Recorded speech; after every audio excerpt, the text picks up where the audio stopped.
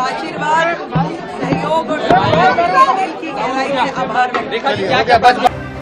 দিল্লির মুখ্যমন্ত্রী হচ্ছেন রেখা গুপ্ত। প্রথমবারের বিজেপি বিধায়ক রেখা গুপ্ত, অর্থাৎ সুষমা স্বরাজ, শীলা দীক্ষিত, অতিশী মার্লেনার পর ফের দিল্লিতে মহিলা মুখ্যমন্ত্রী। কেজরিওয়ালকে হারানো প্রবেশ বর্মা, জায়ান্ট কিলার হিসেবে যিনি রীতিমতন প্রশংসা কুড়িয়েছিলেন, তিনি হচ্ছেন উপমুখ্যমন্ত্রী। পরিষদীয় দলনেত্রী হয়ে উপরাজ্যপালের সঙ্গে দেখা করতে গেলেন রেখা গুপ্ত। দিল্লি বিধানসভা স্পিকার হচ্ছেন বিজেন্দ্র গুপ্ত। চতুর্থ মহিলা মুখ্যমন্ত্রী রেখা গুপ্ত। এর আগে তিনজন মহিলা মুখ্যমন্ত্রী হয়েছেন, অর্থাৎ চতুর্থবার মহিলা মুখ্যমন্ত্রী হিসেবে শপথ নিতে চলেছেন রেখা গুপ্ত। শালিমার বাগ কেন্দ্র থেকে জয়ী হন রেখা। 29,595 ভোটে জিতে মুখ্যমন্ত্রীর চেয়ারে বসতে চলেছেন রেখা গুপ্ত।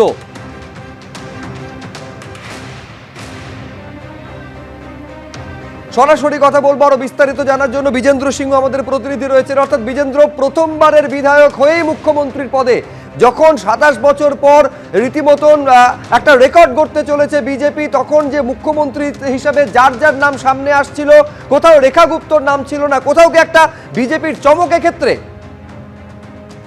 কিছুটা চমক রয়েছে সুব্রজিৎ, কেন কি আমরা মধ্যপ্রদেশ এবং রাজস্থানেও দেখেছিলাম যে নাম নিয়ে বেশি চর্চা ছিল না, তারাই মুখ্যমন্ত্রীর নামে ঘোষণা করা হয়েছিল।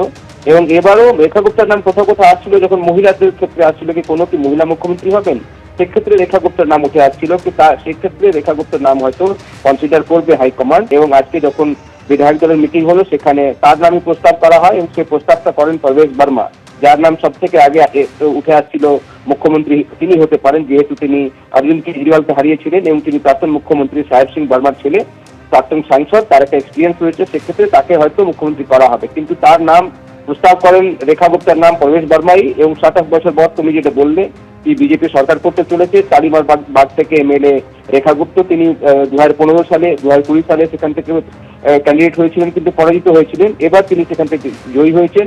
সেই এলাকা থেকে তিনি বর্তমানে কাউন্সিলর এবং প্রাক্তন দিল্লি ইউনিভার্সিটি স্টুডেন্টস ইউনিয়নের প্রেসিডেন্ট ছিলেন। তিনি এবিভিপি তরফ থেকে মহিলা মোর্চাতে পোস্ট রেখেছেন। চতুর্থ মহিলা মুখ্যমন্ত্রী হতে চলেছেন দিল্লির রেখা গুপ্ত। এবং এটাও মনে রাখতে হবে সুব্রজিৎ, দেশের মধ্যে যেখানে যেখানে বিজেপি সরকার রয়েছে সেখানে কোথাও তাদের মহিলা মুখ্যমন্ত্রী নেই। এই প্রথম তিনি এখন বিজেপি থেকে মহিলা মুখ্যমন্ত্রী দিল্লিতে হবেন, যিনি বর্তমানে যেখানে যেখানে বিজেপি সরকার রয়েছে সেখানে মহিলা মুখ্যমন্ত্রী নেই, তিনি একমাত্র মহিলা মুখ্যমন্ত্রী এই মুহূর্তে হবেন।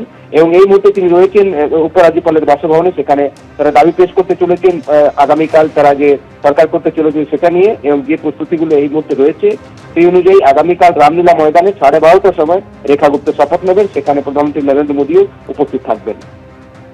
বেশ বিজেন্দ্র, আপাতত তোমাকে ধন্যবাদ।